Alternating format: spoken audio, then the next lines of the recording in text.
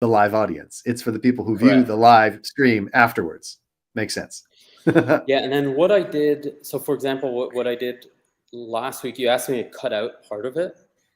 Mm-hmm. So what I did is I took the recording, I cut out the part that you asked me to cut out, and then I redid a Yes. live stream with that recording, because you can live stream a recording. Great.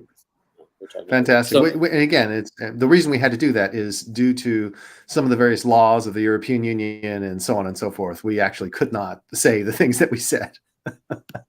So welcome to Blitzscaling yourself. I'm Julien Newman. I'm building a new startup, and every week I come across one obstacle. Chris helps me overcome it. Chris Ye is one of the world's most famous investors. He founded his own VC fund, which invests in some of the world's best tech businesses. But Chris is mostly known as the author of Blitzscaling. His book is co-authored, the co-founder of LinkedIn. The foreword was written by Bill Gates. It's taught as part of the core curriculum at Harvard, Stanford, Yale. So Chris, welcome.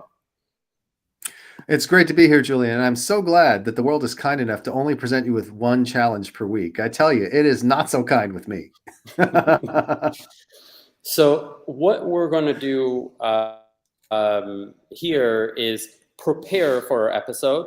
So Chris, I already sent you your notes, and this live stream is us kind of discussing the topics, and then later what we will do at the end, second half of the live stream, is record the actual episode content, which will be posted separately.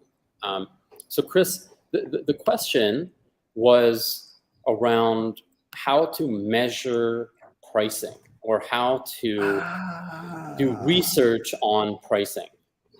So you remember it now? Yes, now I remember it. And it's funny, I now know why I didn't remember it. And it's because I actually ended up having a long discussion about pricing earlier this week with an entrepreneur. And so I completely forgot that we had a separate conversation about pricing coming up. Well, then it's more fresh in your mind. And yes. Specifically, I mean, there are some businesses where there's an obvious approach to pricing. Actually, all the businesses I've built had an obvious approach to pricing. You know, it's like enterprise SaaS, and you go see customers, like potential customers, and you talk to them about available budget and available buckets that you can tap into, and the process for accessing that budget, and then the ROI, and try to understand the ROI. And you know, there's a little bit more to it than that, but it's really relatively obvious. There are other businesses where it's really non-obvious. The one that I really liked, where in the notes I sent to you, is Airbnb. Where like, how would you know that your customers in the future will have the ability to pay hundreds of dollars a night when you're founding Airbnb? Yeah. So pricing is one of those topics that is so essential for entrepreneurs, but is actually difficult to understand. And that's because pricing can mean so many different things. I mean, when I think about pricing, obviously what you're trying to do is to figure out, what do I charge for my products so I can maximize my revenues, both in the short term and long term. But pricing does so many other things. It signals information about your company and your brand. It also is a way that you actually do marketing. Like sometimes the price that you charge is literally part of your marketing. And then there is, of course, the question of how do you shape the price? Because the price is not just simply a number. Price can come in many different shapes, and not every shape is appropriate for every business. And then, of course, the final complexity is when you're a startup, you literally have no idea how to price it anyways. And so how do you gather information before you reach the market? So all of that is part of the very convoluted elements of pricing. So what I would say is there are a couple of different principles that I think I would follow when it comes to pricing. And I actually specialized in pricing to some extent when I was an operator. For example, when I joined PB Works, one of the things I did was figure out changes to the pricing system that dramatically increased the company's revenues without making any other changes to the product or anything else. So PBWorks, previously known as PBWiki, is a product that was very heavily used in the education sector. And the thing is, the idea was, well, how do we get people to pay for it? And they had a standard SaaS pricing of a certain amount of dollars per user per month. And that didn't work because in the education space, you couldn't charge as much. But at the same time, they had some non-education customers like, well, we can't just charge the education customers less. I mean, that's price discrimination. I'm like, well, no, you can, but you can't make the price discrimination too obvious. And so the challenge was, how do we price the product in a way that will allow us to capture as much revenue as possible from our business customers, while at the same time allowing us to capture more revenue from our education customers? And the answer is to dramatically change the pricing. Instead of a per user per month pricing, the education market, we had essentially two main prices. Price number one was a package we called the Classroom Edition, which was good for a single classroom of up to 99 students, and it cost $99 a year. And that covered like 98% of classroom applications. 98% of the time, it's a single class with less than 100 people. And $99 a year made it really simple. And by the way, the reason we did yearly pricing is because that's what teachers are used to paying. If they're buying something, they're buying it for the whole year. And their budget cycles run on a yearly basis. And they, even if they're spending their own money, think about it on a yearly basis. So here's the back to school expenses. And so the pricing fit what they did. At the same time, it wouldn't work for any business. We couldn't say to a business, hey, you have to be a classroom teacher and this is for a single classroom. Right? Businesses could theoretically lie, but then we could find them out and shut them down, and they would lose access to all the things they'd done. They didn't want to do that. And businesses are pretty honest. They understand that something's an education product and it's not for them. We also priced a campus edition, and the idea was at any given school, once there were more than a certain number of teachers and classes on board, the school would probably want to standardize and then roll it out to all their classrooms. And the campus edition was I believe was $799 a year for up to 999 students and an unlimited number of classrooms.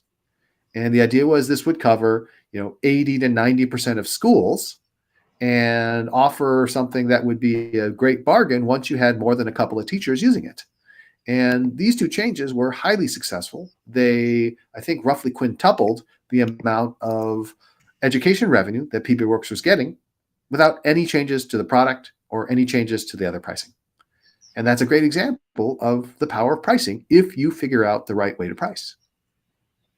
So we have a couple of comments or questions from the audience, and I'm going to start by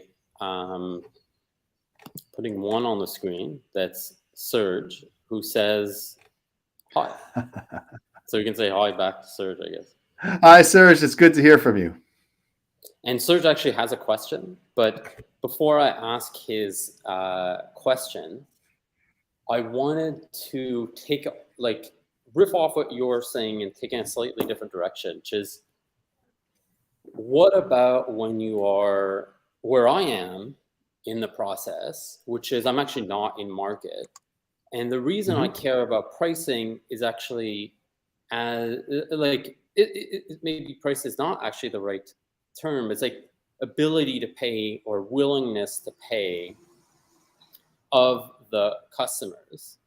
Because so let's say, to use the Airbnb example that I used earlier, if you are Airbnb on day 0, you're selling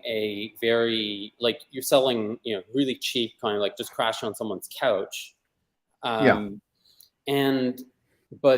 the reason Greylock invested in them is presumably not because they thought they would sell $30 couch price crashing, but rather because they could expand into a full-fledged replacement to hotels in the way that they did.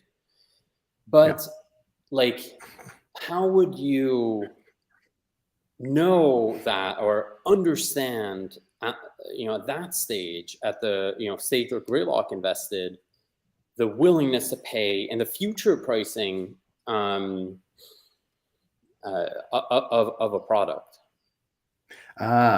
Well, this is an interesting one because I've heard the story of this many times directly from Reid, which means that I have a really good idea of how it played out.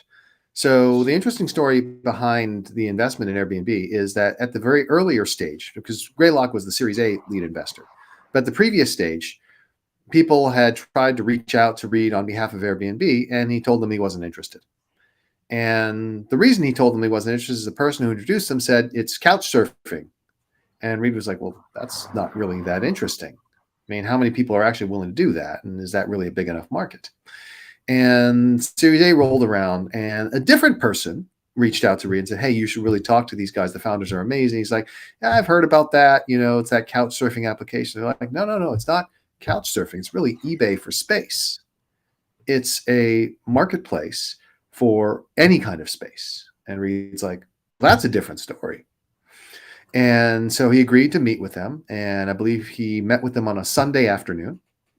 And the founders came in to pitch Reid. And they talked about the vision for the company. And 2 minutes into the meeting, Reid said, listen, I'm going to make you guys an offer. I'm going to give you a term sheet. So you don't need to worry about selling me on investing in the company. So let's take the rest of this time and focus instead on what you need to make this a huge business so I can demonstrate that I will be helpful to you. And that's how it happened. And Reid, at the time, they were so very small. They had a very limited number of rooms that were being rented out or apartments that were being rented out. I think they had some whole apartments that had been rented out at that point in time, but the revenues were tiny. But, you know, the bigger thing was that Reid had an investment thesis, which was space is a wasting asset. There's an enormous amount of space that is underutilized, and people would be willing to charge less for that space because it will allow them to make money from something that is otherwise not an asset. And that there is enough of a zone of possible agreement between the hassle of actually renting out the space and the money you could bring in that it will be valuable. And that is a principle that applies at the low end as well as the high end. Right? People who have high end things, yeah, they are not willing to rent it out for $30 a night, but they might be willing to rent it out for $3,000 a night, even if there's hassle involved, because there is enough money involved. And so thinking about it from a principle standpoint, rather than just what have they done in the past, but instead turning around and making a prediction about what does this ultimately look like, is what allowed Reid to say, nope, I see where this is going to go, and this is why I'm willing to invest. So what he did there is he said, so the move is, here is the possible future that I envision, right? So you say, okay, right now it's a couch surfing thing. They can charge $10 or whatever. But here's the future I envision. And the data points, and so here's the future I envision. I believe that in this possible future, here's how much people would pay, and I'll use comparisons, for example, hotels in their case. Yeah. And I'm not necessarily looking for a lot of data on the willingness to pay in that future. I'm mostly looking for data on whether it's likely that that future could happen. Is that That's right? Right. And the key is, and I should have said this before, the key is what made it easy from an Airbnb standpoint is there was an existing pricing umbrella. So there's already evidence that people need to rent rooms, rent apartments, rent houses, rent all these things because it happens already. Airbnb is just changing the way in which people do that. And the principle behind it is, okay, there's already this demand, and this is a way to satisfy this demand and offer a better price or a better product. Okay, we know the demand exists. It may be that offering things at a lower price in a more convenient way will expand the demand, by the way, but even the existing demand is large enough to represent an interesting kind of company. So Airbnb didn't have to prove people wanted to stay places.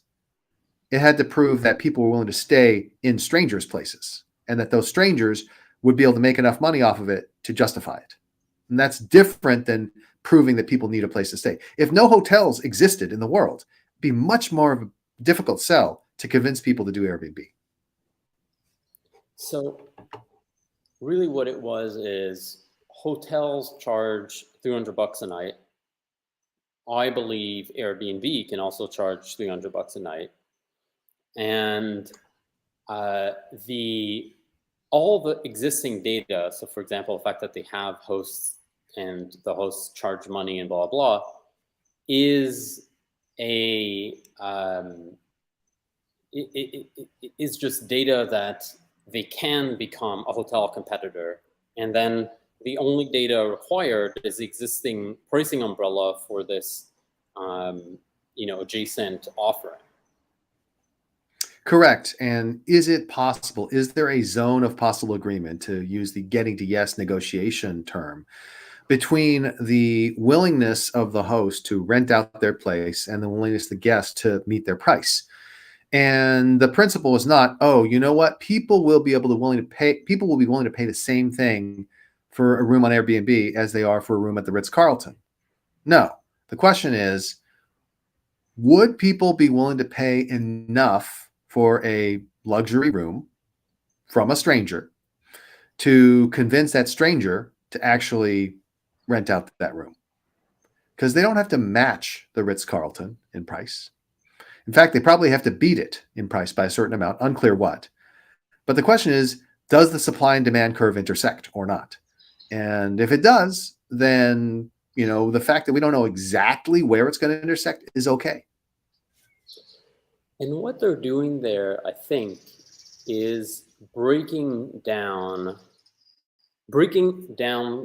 what I put as how much are people, how much are you going to make for this in the future, into a series of risks, and then de-risking or mitigating each of those risks individually, right? So for example, it's well, how much, one risk is, will people stay, pay a lot of money to stay somewhere that is a luxury place to stay? And you can de-risk that in the way that you can. And then there's, will people pay to stay at a stranger's home? And you can de-risk that, by getting people paid to stay on the couch. And over time, you gather data on each of those, sub-risks. Is that the right framework? And you can see, I think that it is correct to say there are many different risks involved, and you're trying to de-risk each individually. I think the other is the concept of the price umbrella from existing products. And you look at it and you say, okay, almost everything has an existing price umbrella because the economy is pretty broad. So Airbnb, the existing price umbrella is hotels. For Amazon, the existing price umbrella was going to the store. For DoorDash, the existing price umbrella was set by the delivery services that used to exist, which meant that it was a pretty generous pricing umbrella, and so on and so forth, right? If you have a D2C consumer apparel company, then the pricing umbrella is set by, well, what did people do before? If they went to the Gap, how much did it cost? And so you're almost always dealing with an existing pricing umbrella of some kind. And the main question is, where do you want to position yourself within that pricing umbrella? Am I going to position myself lower, higher? What am I signaling with the price? So a great example of this is if you look at the industry for glasses, eyeglasses. I wear eyeglasses, as you know. Historically, if you went out to get eyeglasses, you went to your optometrist, and then your optometrist was also selling lenses.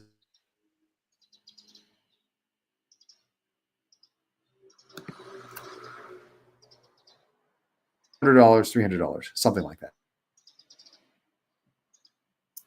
But you could argue it made sense to spend money like that because, there are very few things that you wear almost every single waking moment. Glasses are one of them, and they're one of the key fashion accessories. So in some sense, you could argue, people should be willing to pay a lot of money.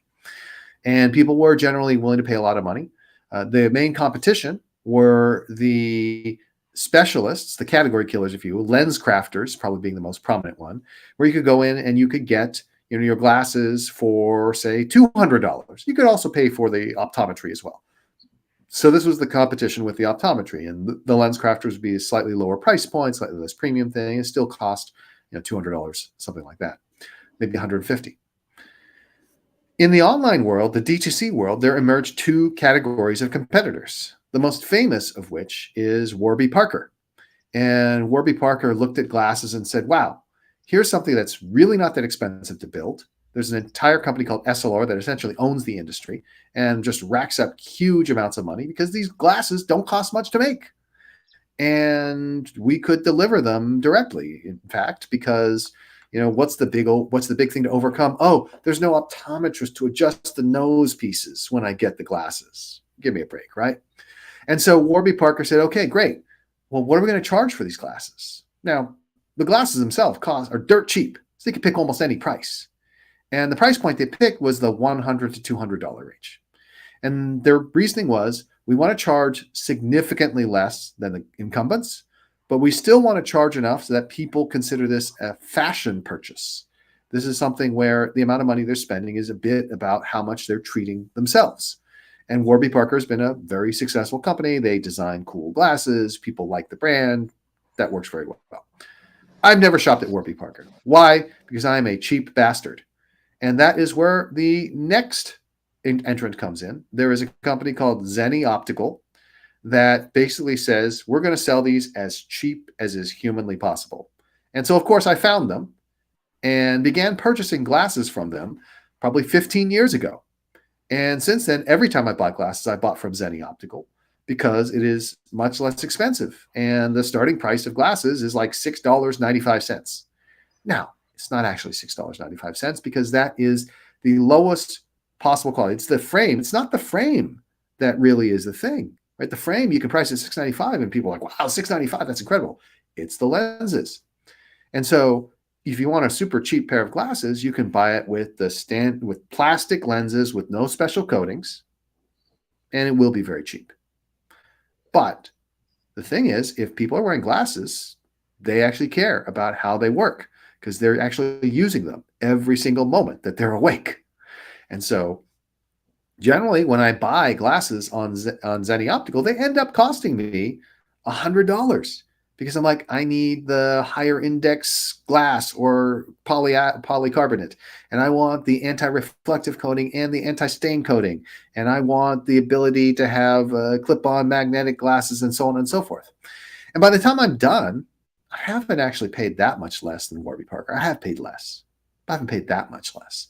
And they've actually been able to go from the bottom up and use pricing and say, oh, I feel it's fair that I pay more for these features.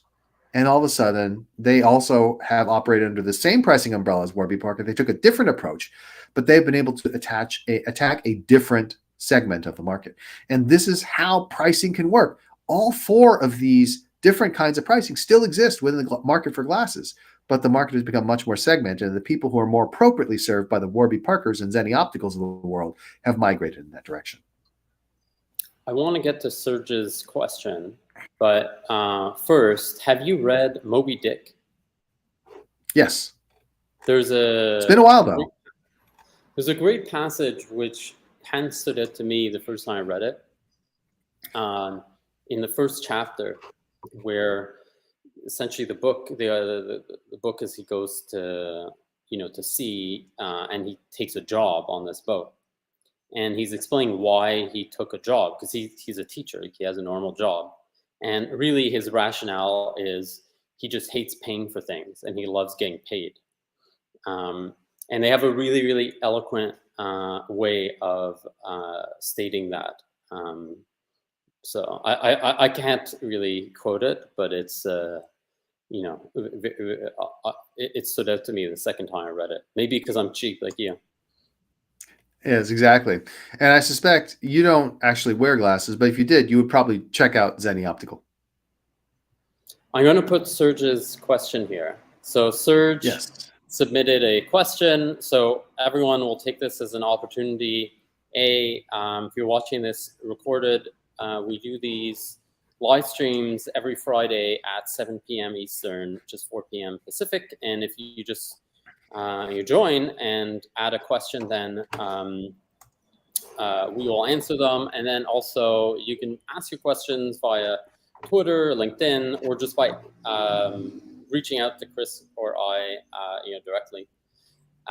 Also, make sure to subscribe and like this video so that you can get alerts when we're doing these live streams. So, okay, Serge's question is, How do you price an AI service in the age where OpenAI can release a product which could kill your startup within weeks?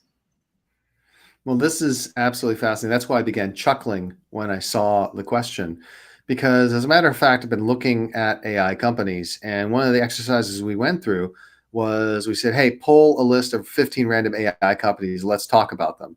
And we pulled this list 2 weeks ago and went ahead and put in our thoughts on the companies as a partnership.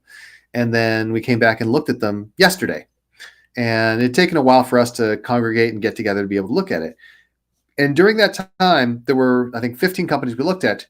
2 of them, we looked at them and concluded, well, these are dead because either OpenAI or Microsoft or some combination of 2 just announced they were doing exactly that, and they're going to be swept aside like so much dirt.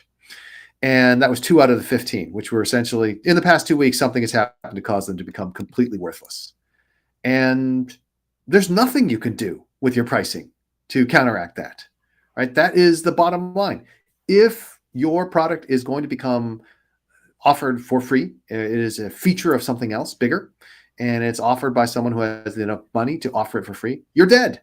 That's it. You're dead. Sorry. And if you do not face that situation, then pricing proceeds as it normally does.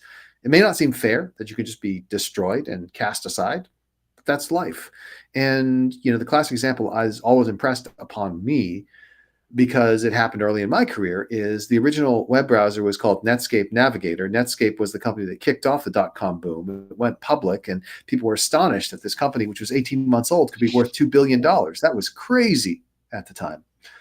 But their downfall was Microsoft was like, oh my God, this is actually a threat to us. And Microsoft created Internet Explorer. It sucked, but eventually Internet Explorer 3 was good enough. And Microsoft just said, listen, we're just going to give away the software. And Netscape was selling the browser software. Imagine paying for a web browser, right? People would pay like $40 for a web browser. Well, Microsoft said, screw that. It's free. Anyone who wants it can have it. And since that time, no web browser has ever been able to charge money. And that's something that can happen. And you just have to try to make sure that you are picking a product that won't work. I mean, I myself invested in a company called Tracker that was providing these tracking tiles. And then Apple's like, hey, we're going to do this. And it's going to be built into iPhone. And it will be, we'll call it Apple, we'll call it Apple Tags or whatever. And guess what? All you guys can enjoy being out of business. And that means like, okay, that sucks, but that's life. And I guess like a recent example that's Slack, which was, essentially Microsoft made them a free feature of Office, and everyone moved over to Teams. Well, yes and no. So this is the thing. Teams is so bad that the attempted cachectomy did not quite work. There's still a lot of people who pay for Slack because Teams is so bad. And a lot of people still pay for Zoom because Teams is so bad. If Teams were better, like the thing about Internet Explorer 3 is that it was finally good enough. Internet Explorer 1 and Internet Explorer 2 sucked so bad that nobody adopted it. People would say, oh, it's free. And then they tried like, this frickin' sucks. And fortunately for Microsoft, they could continue to get people to try their stuff, both because they had immense money for marketing and because people have been trained at this point that the first version of Microsoft products always sucks. And some significant percentage of time it gets better. But probably version 3 of Teams in a couple of years will be good enough, at which point, those guys should, pack their bags. But until it's good enough, that ain't the case. It is amazing. Like, so speaking of ChatGPT and OpenAI, like Microsoft has been integrating this stuff into their Bing browser. But they've done such a poor job of it. Like, you have to have one of these weird Microsoft accounts to be able to use it. And it's like, what? Why would you do this? Like, and like their Microsoft accounts, it takes like 45 minutes to sign up for it. And then if you forget your password, it's a 3-week, full-time endeavor to recover it. And it's like, what are you doing? It's very strange. Why do you think it's like that? Like, why are they unable to just make obvious decisions on really important things. It's CEO level stuff, right? Like the CEO of Microsoft negotiated this agreement, OpenAI. He should be able to just log in and be like, what is this? Stop doing this stupidity and just go fire all the losers who made this decision, and sue them for everything they got, and say, like, guys, let's not make it take 45 minutes to use this feature that I just paid $30 billion to do an M&A deal on. Like, how's that happen?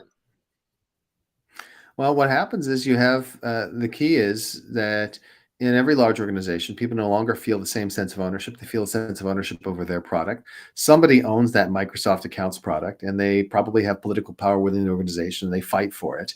And as a result, people are forced to use it, even though it does not make sense.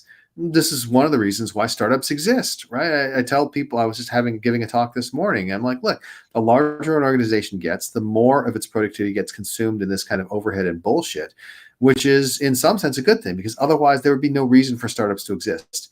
If companies maintain their productivity per capita as they grew in size, why would any of the big companies ever lose? They would always dominate, but they can't, because this is the kind of stuff that is inevitable with size. Let's, Serge actually has a follow-up question. So Serge, thank you for all these questions. We love them. And everybody, remember to like and subscribe to this video or our channel, so that you can get alerted when we do these sessions and ask questions. And we do answer them, as you can see. So the question from Serge, again, thank you, Serge. Do you think the era of software is over? Auto GPT can copy any software now. So just as a quick explanation for folks, Auto GPT is basically a week old at this point, which is pretty remarkable. Things are happening fast and furious. And Auto GPT adds to the sort of ChatGPT interface the ability to basically spin up an autonomous agent that can actually do things like do its own research and set its own goals and various other things like that. It's tremendously exciting. So there are two key reasons why the era of software is not yet over, though certainly it is going to change dramatically because of these large language models and ChatGPT, AutoGPT, and everything else. The first reason is a question of interface. Yes, ChatGPT can do anything, but that doesn't make it the best interface for doing a lot of things. In fact, there are many ways to do things in this world. I would say that if you want to build the most powerful possible computer for yourself, you should probably go ahead and get this chip from here, and you install Linux here and put together the chassis here, and you can have something that is twice as powerful for 1/3 the price. And yet no one does it, except for a few weirdos, because it's just too hard. It's inconvenient. We need convenience. We need things served up on a silver platter. And that's one of the things that software does. It serves it up on a silver platter with an interface that's designed just for that thing that we need it to do. We don't need a single tool that does everything. We need special purpose tools that do the things that we need done super easy in a way that makes it really easy for us to jump on board. The other reason is there are just fundamental limitations on these large language models. They are brute force applications, and they are not particularly efficient. Now, you may know that from a blitzscaling perspective, we specifically say that sometimes you want to prioritize speed over efficiency. And that is great. But the reason you prioritize speed over efficiency is because speed confers a competitive advantage. In the case of blitzscaling, it is so that you can capture enough market share to kick in some network effects or other source of competitive advantage. In the case of software, the advantage of the inefficiency of these large language models is that you can put them to almost any use. They're almost infinitely adaptable, and you can instantly try out a new strategy just like that. But once you have actually settled on what it is you're trying to accomplish, using a large language model to do it is insanely inefficient. Like, these things consume energy like no tomorrow, consume computing power like no tomorrow, and it is not infinite. In fact, one of the main reasons why it's going to be difficult for people to unseat OpenAI is it's difficult just to get enough access to data center capacity to do anything remotely like it. And OpenAI itself, despite having all the resources of Microsoft behind it, still has to meter usage of ChatGPT and slow it down or tell people, sorry, you can't log in right now, because it just isn't efficient enough. So yeah, ChatGPT and AutoGPT and these things can do anything, but A, they may not do it as easily as it would be for the end user, and they may not do it in a way which makes sense from a resource perspective. So software will not go away, but for prototyping, for experimentation, for one-offs, ChatGPT, AutoGPT, these things will be utterly dominant. It's interesting. As you know, Chris, my last business, Dedicated, did essentially generative AI, what's now called generative AI. And a lot of the work was, or a lot of what I did was act as a subject matter expert, which meant, tagging data and working with our machine learning scientists to make the algorithms or the models that we created, or the kind of equations that we created, be appropriate for what we were doing. Because otherwise, the amount of information that was required to make the model work was just huge. Like, there's no way we're going to get to there anytime soon. Right. As a startup, you didn't have enough data to approach it from the brute force perspective. You had to come in and, with a firm hand, do the training by hand in order to make it work. And of course, I don't know. I believe, in fact, you were using OpenAI's APIs in order to do this, right? And this because OpenAI had GPT technology available for years and years before ChatGPT. It's just only developers could access it. Yeah. So we had a lot of challenges. One was, not enough data to not be heavy-handed. The second one was one of cost, where even though we were an enterprise solution that charged hundreds of thousands of dollars, we still would lose money if we used these expensive solutions. Do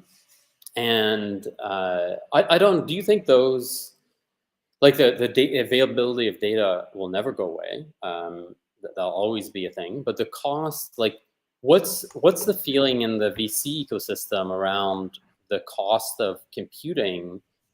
Is the thinking they'll go down really fast, or they'll stay, or No, not that much? I think that the unsophisticated are like, oh, wave magic wand, Moore's law, it'll all be taken care of.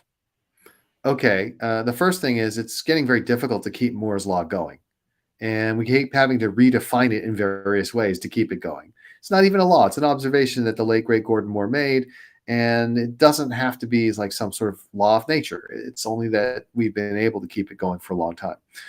So it's not clear that Moore's law will give us the kick it needs. The other thing is Moore's law talks about the speed and cost of processors, the power and cost of processors. It's not referred to the power consumption. In fact, the limiting factor is the number of processors, but also the amount of electricity required. It already takes enough electricity to power a city to run GPT-4.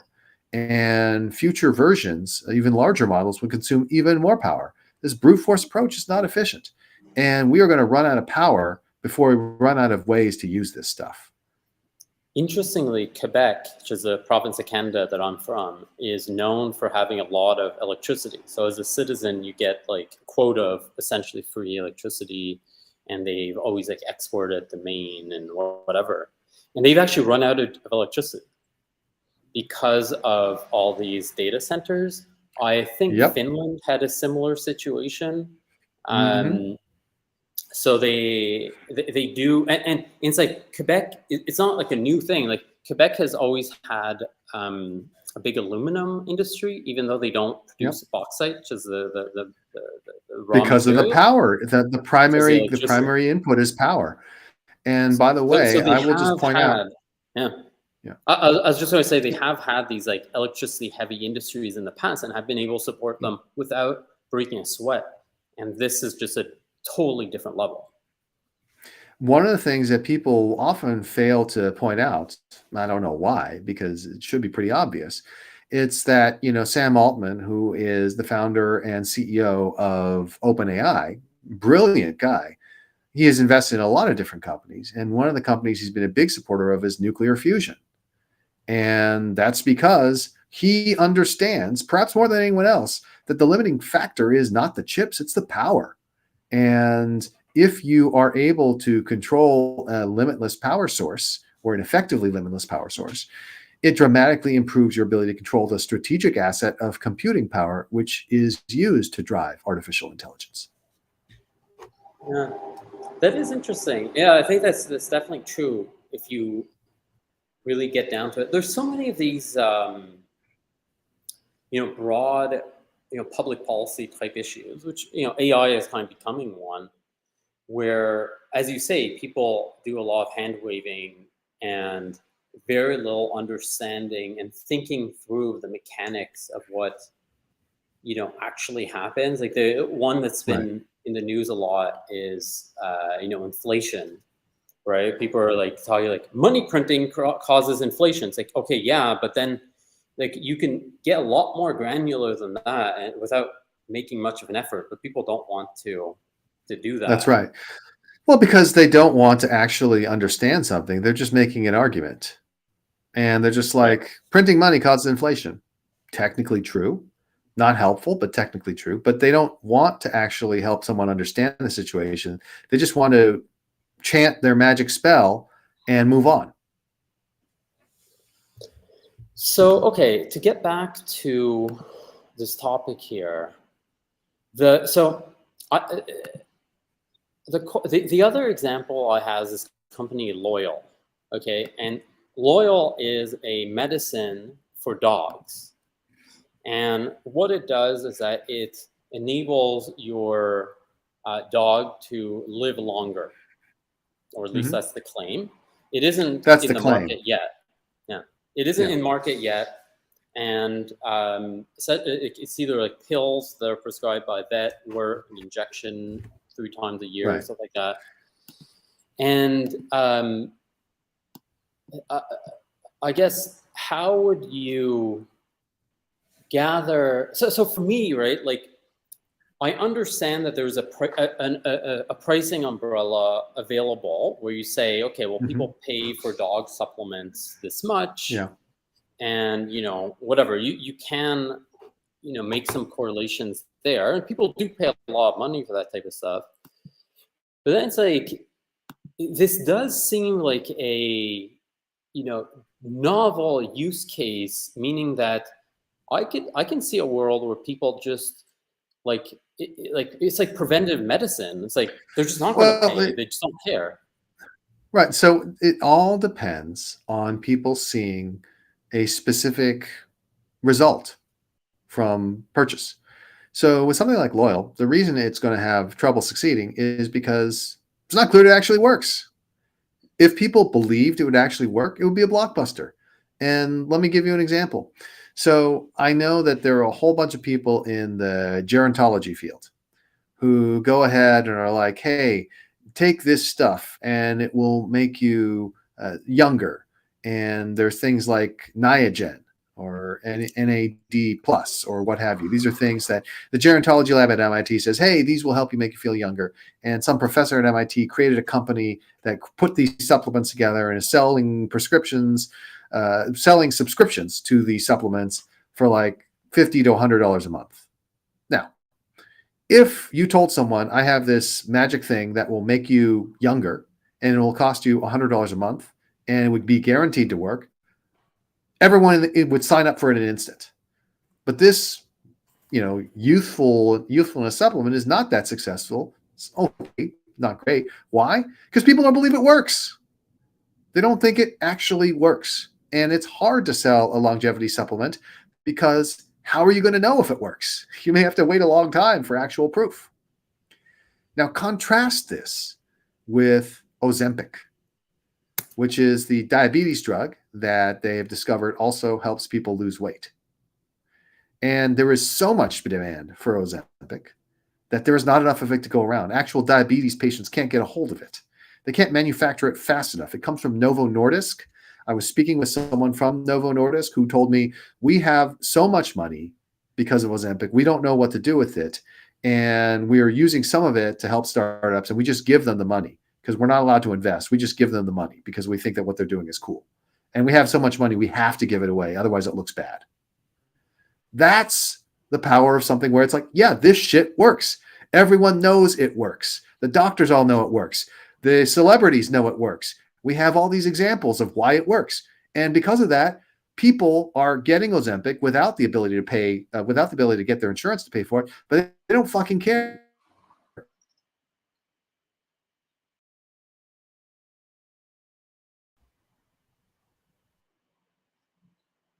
So maybe that, like, what I think what you're saying is it's like monetizable value divided by probability of working divided by capacity to gather data about the probability of working.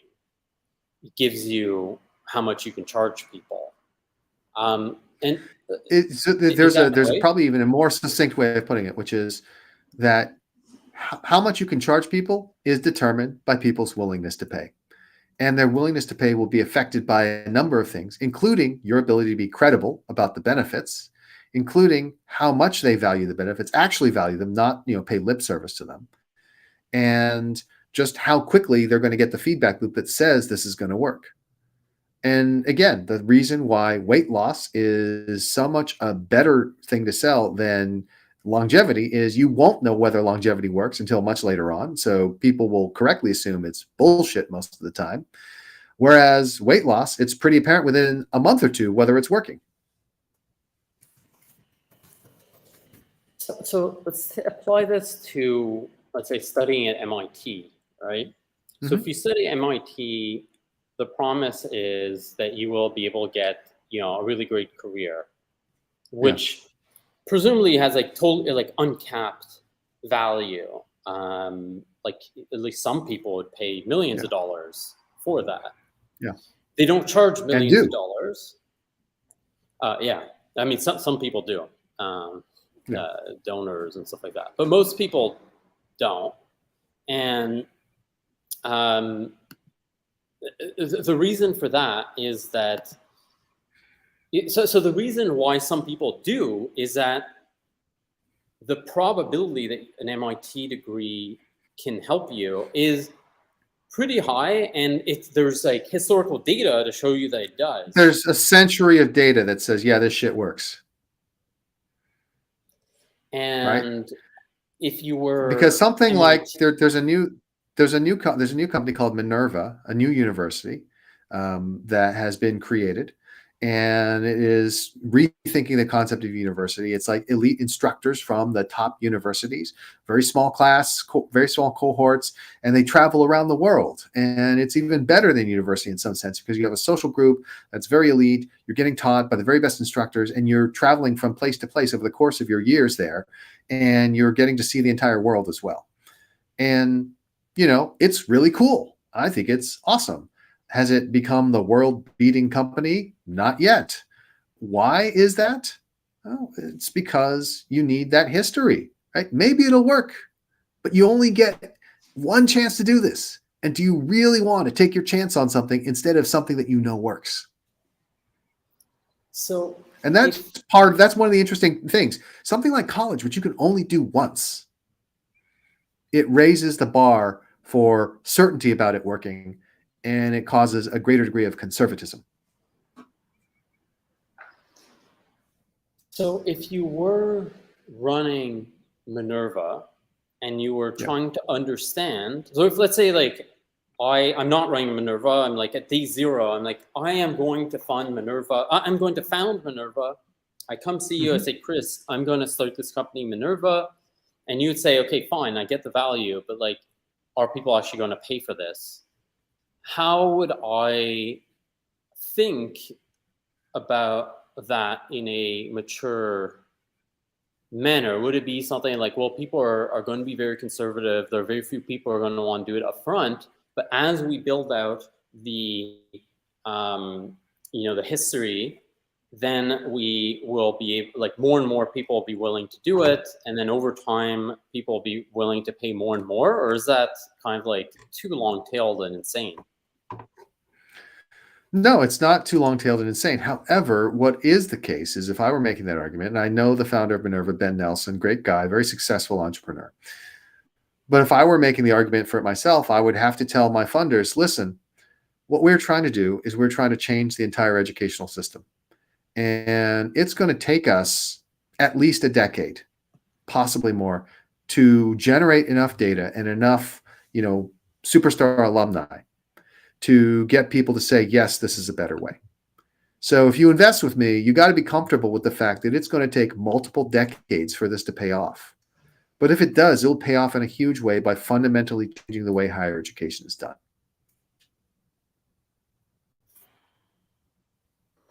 Right. So it's like the argument for nuclear fusion. You can't go to people and say, listen, we're going to lean start up this nuclear fusion and we'll know within 18 months whether it works or not. The argument is, hey, listen, this is why I think the approach is going to work. This is the evidence that from past science that this is going to work. But we won't know for a decade.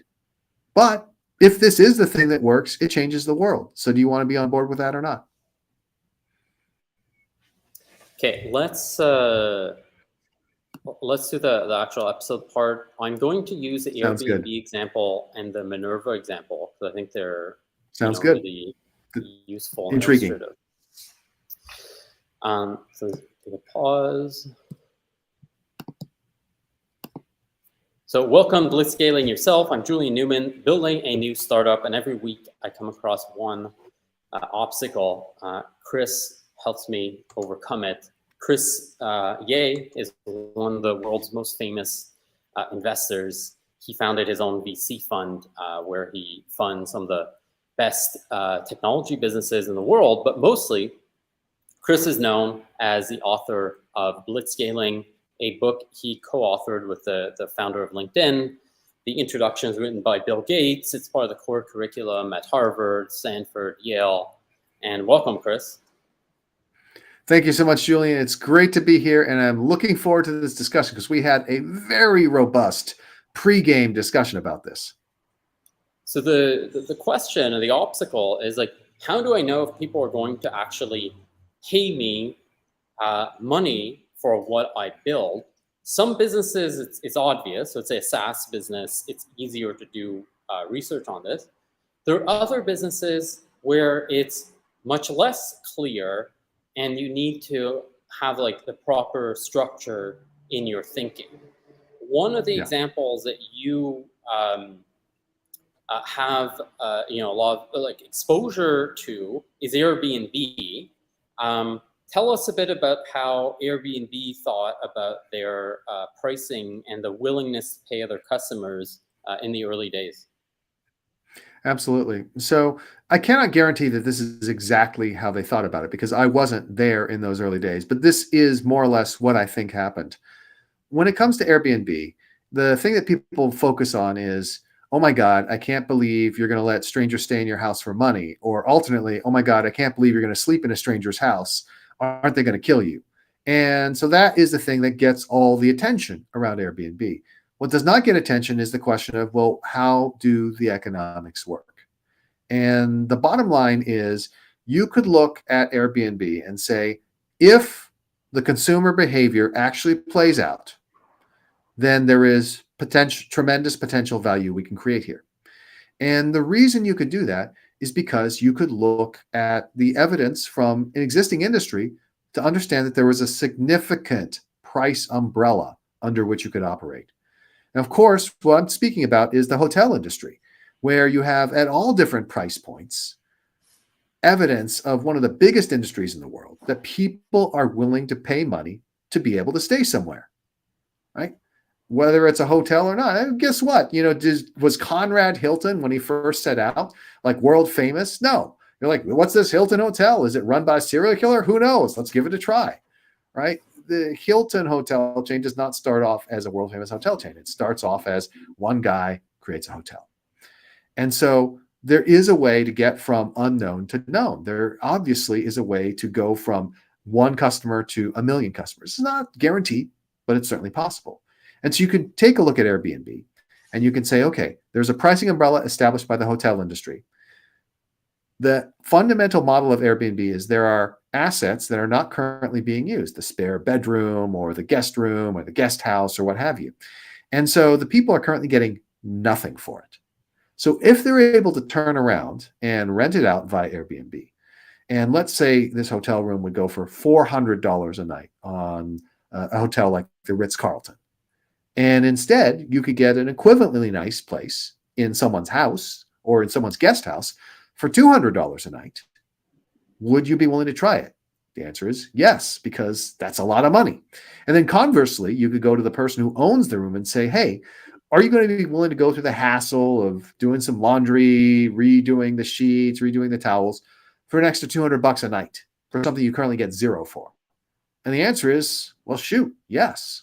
And what that illustrates is that there is a zone of possible agreement under the pricing umbrella. The zone of possible agreement is a term that comes from the famous negotiation book, Getting to Yes. And it basically says you can look at the willingness to pay and the willingness to supply and see how much overlap there is. If there's no overlap, there's no market. But if there's a lot of overlap, then you know what? You can be wrong about the price, or you can be wrong about the things, but you have a margin of safety that still allows you to find a good clearing price. So in the case of Airbnb, it was clear that there was a big zone of possible agreement. It wasn't clear exactly where it was going to land, and that is still evolving, right? I think most people use Airbnb and use it because it costs less than hotels. That's certainly the main reason that I use it. But I will sometimes also use Airbnb because it offers better locations than the hotels in places where there aren't enough hotels. And or maybe, sometimes it's like, oh, I want to rent out a whole house for, a vacation with a couple of families. Okay, that's also something where the hotel is not going to be able to do that. And so looking at that, I'm like, okay, I can start off with this basic pricing umbrella. I can start off with this zone of possible agreement, and then I can branch out from there. So in Airbnb's case, what you're outlining is kind of like breaking into two the willingness to pay. So one is if we can build this possible future, then how much will people pay? And that's where the pricing umbrella comes into play. It's like, well, people pay this much for hotel rooms, therefore it'll be ballpark that, or you can kind of like model that out. And then there's, well, will this possible future happen or not? And then what you do in the early days of your business is de-risk the likelihood of that possible future. Is it right that that's what's going on? Yeah, exactly. You are de-risking the possible future by gathering evidence, but you're also conditioning the market as well. So consider the Ubers and Lyfts, the ride-sharing companies of the world. I think that almost everyone if you ask them, hey, does it cost more to call an Uber or Lyft now than it did a decade ago? They will instantly launch you into a long diatribe about how ridiculous the costs are now, how much cheaper it used to be.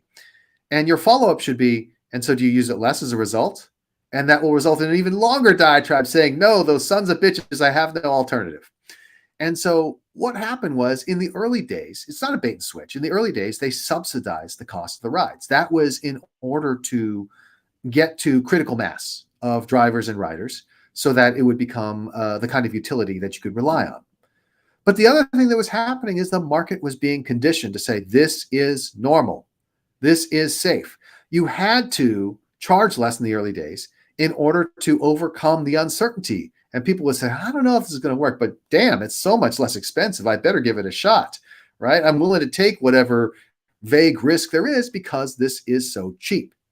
But once it becomes apparent that it is not actually a risk, you no longer have to pay that risk premium as a service. And Uber and Lyft have been able to raise their prices over time because those services have become standard, and because as a result, there is less perceived risk, there is greater willingness to pay, and therefore, even though we complain, because in comparison to the past, these cost so much more, we still don't do a damn thing about it.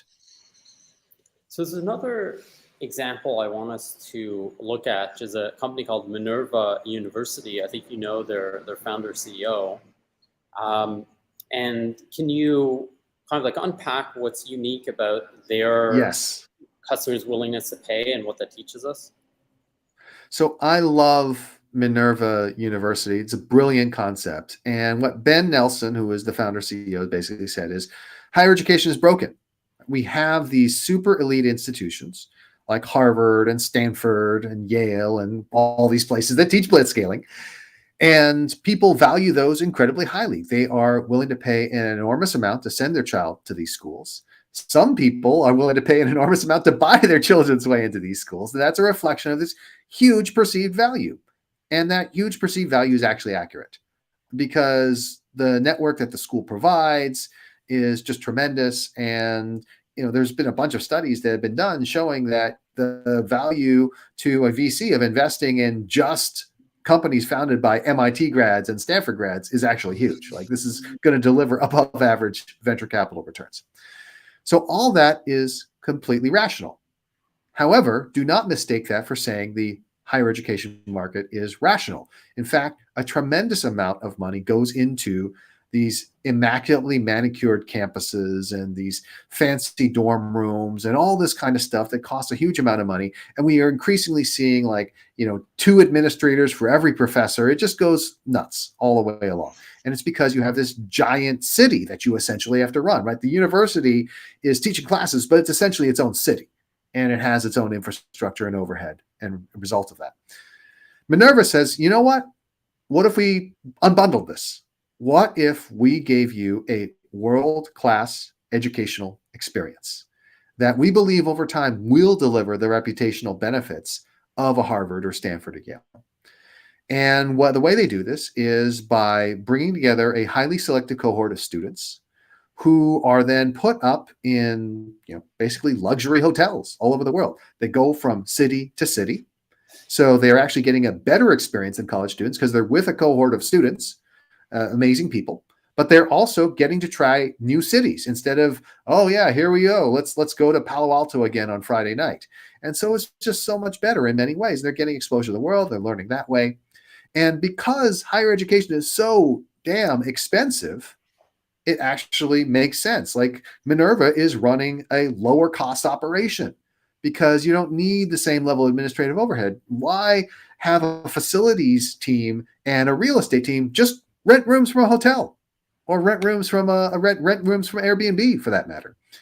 And so the key thing, however, is the willingness to pay. So Minerva is very small right now. Why is that? It's because most people do not yet trust that it will actually deliver those reputational benefits down the line. If you look at MIT or Stanford, there is over a century's worth of data that this is going to be worth it. And so that's why people are willing to literally go into debt, hundreds of thousands of dollars of debt, in order to afford this good, because they know it's going to pay off in most cases, unless you're dumb enough to major in one of these majors that has no economic use. Sad to say, but true. One of the reasons why I have both an engineering degree and a creative writing degree from Stanford University. They don't charge you extra for the degree. You just have to do more work. So in the case of Minerva, there's no proof. There is a great experience. You can see that experience. You can talk to existing students. You can know that you're going to learn from top instructors from around the world. You can know you're going to get to be in some of the world's greatest cities. You're going to know you're going to be with these amazing people and develop these bonds. But you don't know if the reputation is going to work for you in the long run. So what does it mean? There are specific groups, specific market segments, which will say, you know what? I'm willing to roll the dice on this. Group number one are people who are themselves entrepreneurial and risk-taking. They're like, I want to be a pioneer. I want to be one of the first people to do this. And these early adopters are a significant number of the people who go to school at Minerva. The other are people who are already coming from a wealthy background. There's very little risk. You're super duper wealthy. You go to Minerva. Maybe it doesn't work out. Guess what? It doesn't matter. Your family is super duper rich. So it's irrelevant. You can afford to take on that risk. And so these groups are not large enough to make Minerva a huge Stanford scale kind of business right now, but it's enough to be able to, over the next decade or so, demonstrate that this actually works. And eventually, if there's enough actual proof that this works, then you can expand this far beyond the way a Stanford can, because guess what? You can have as many cohorts as you want. They can be decentralized. They can be in countries all over the world. There's plenty of professors who are award-winning professors who are willing to lecture for money and because it's fun. And you can actually scale this up as a virtual university with a much lower cost and overhead, and ultimately make it a phenomenal business that fundamentally revolutionizes an industry. But the pricing has to be right, which is why it's a premium pricing, but for a niche segment right now. So the way to think of willingness to pay and pricing for a business like, MIT is, hey, the value of an MIT degree is you will make, let's say, $20 million more throughout your career. And then, so that's one of the components that, customers take into account. The other component they take into account is like, how likely is it that you're going to make this extra 20 million? And, it's not 100% likely. Let's say it's 50% likely. And then it's like, how knowable or how sure are you of this? In the case of MIT, you're almost 100% sure because there is 100 years of data to show it. While Minerva, they are, they have the same value.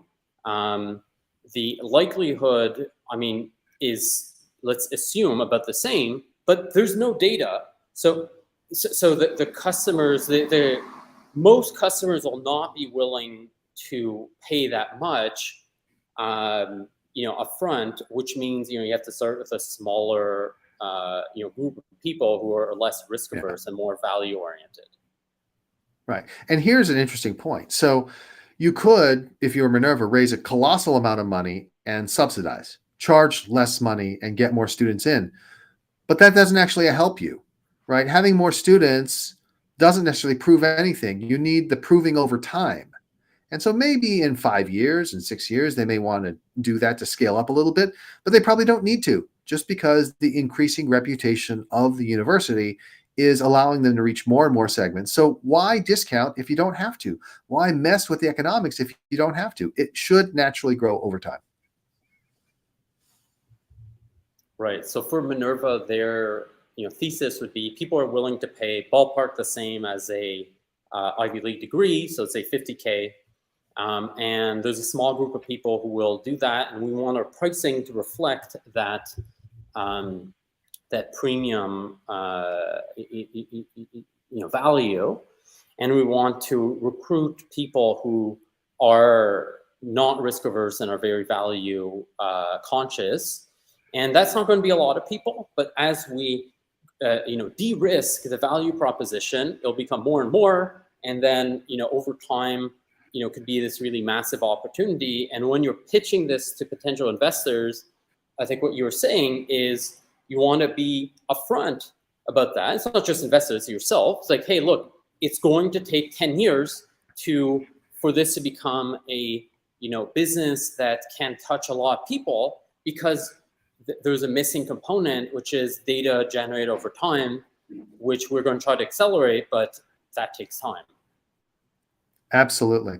And again, it ultimately ties back to what we talked about, which is it operates under the Ivy League pricing umbrella, and it has to take into account the customer willingness to pay, what's different about it relative to the incumbent, and how that ultimately allows you to charge you the same and have for an experience that you're actually able to deliver with lower overhead.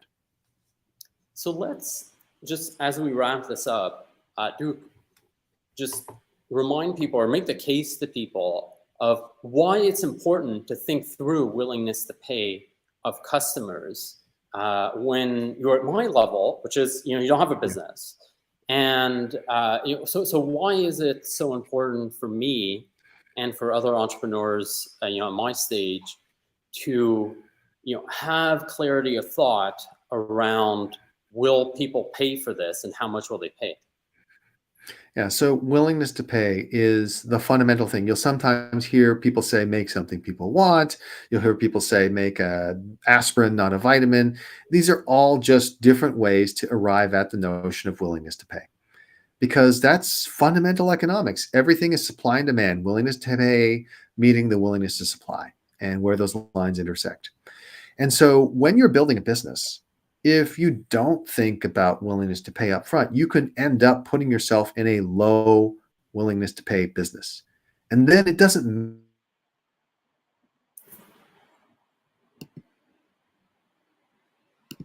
because you're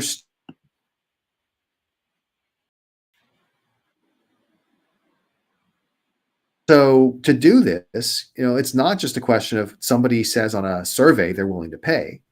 You have to actually think about their context, right? In the case of Minerva, I'm sure Ben Nelson sat down and said, okay, what are people actually willing to pay for?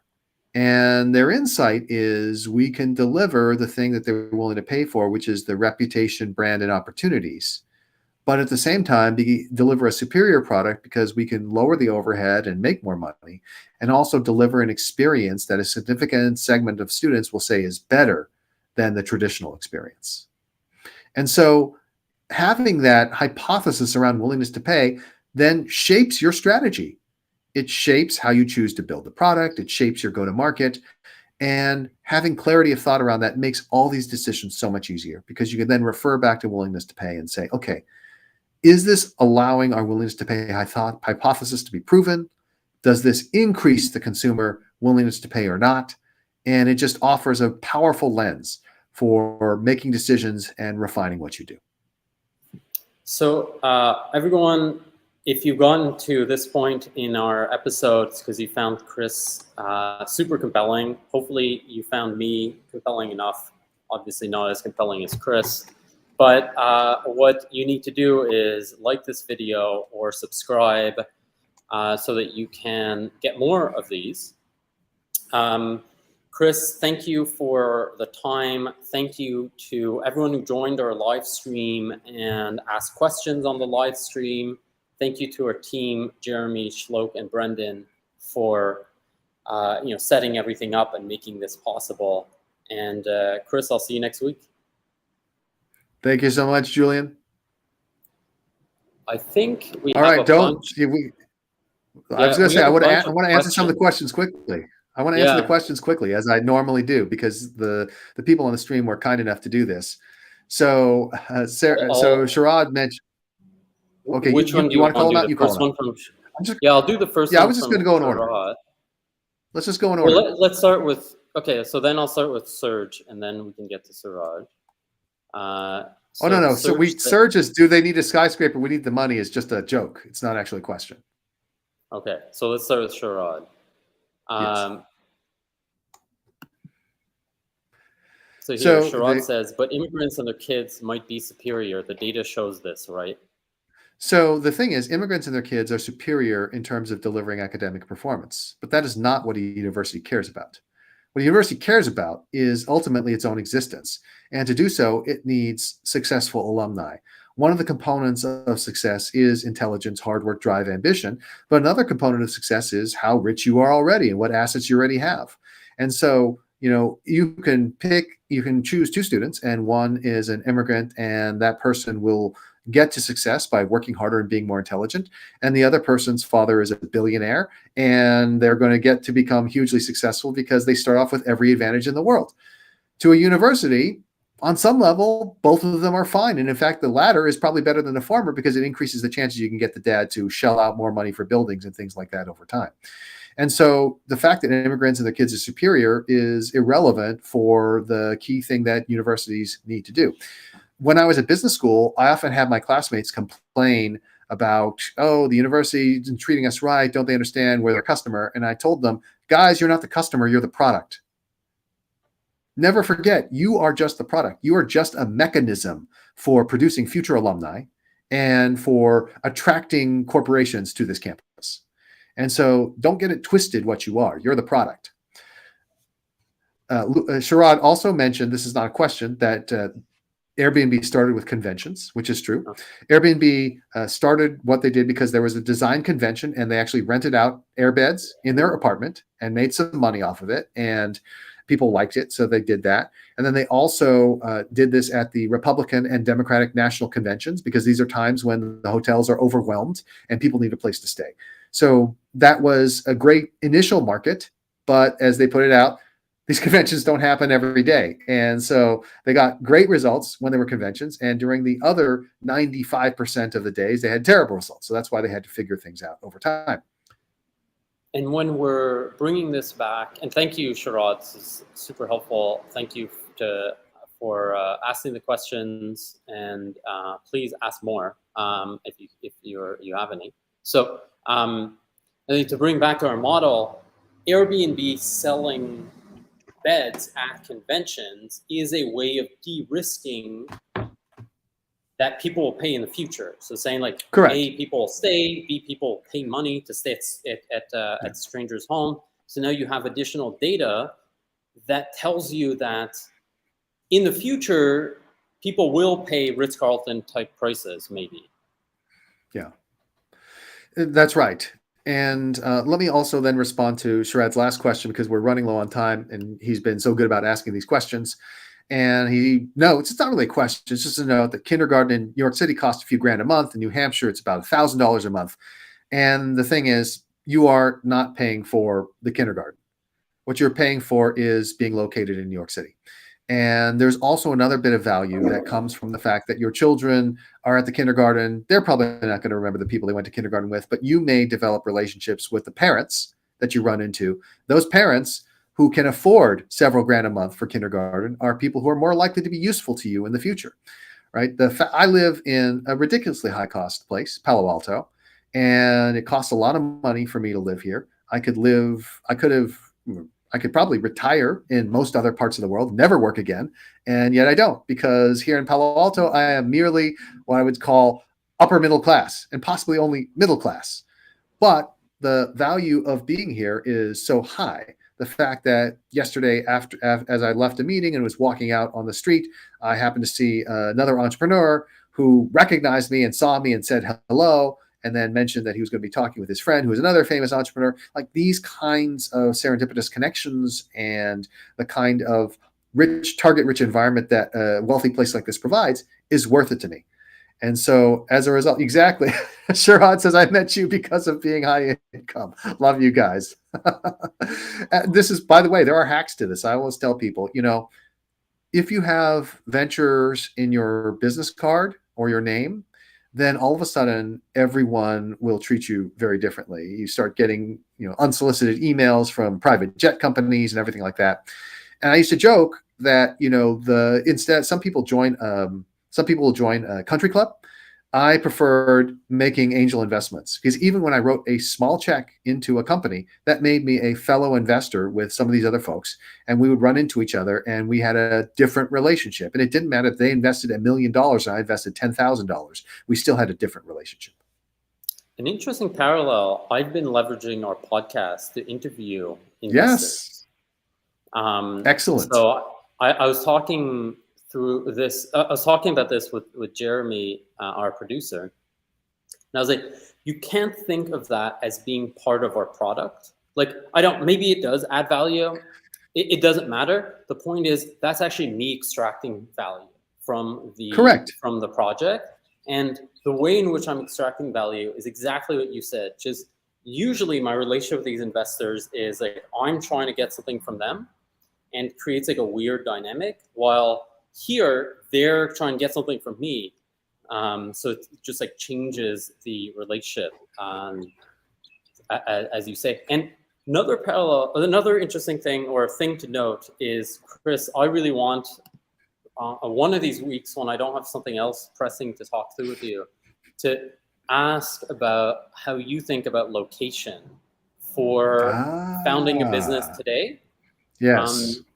Because this is something that's been very top of mind for me lately, as especially with all the inflation and the cost of living, in New York, where I was based before, being essentially double what it was before.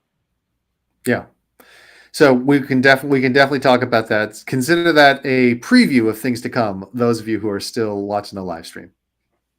I will end the stream. Thank you to Sherrod and Serge and for the questions. Thank you to everyone else for watching. And remember to like this and subscribe. And Chris, I'm going to end the stream. You have to stay on to make sure. I understand. We got to make sure that the files actually upload. So I will stay on. I'm hovering over leave, but I'm not going to press it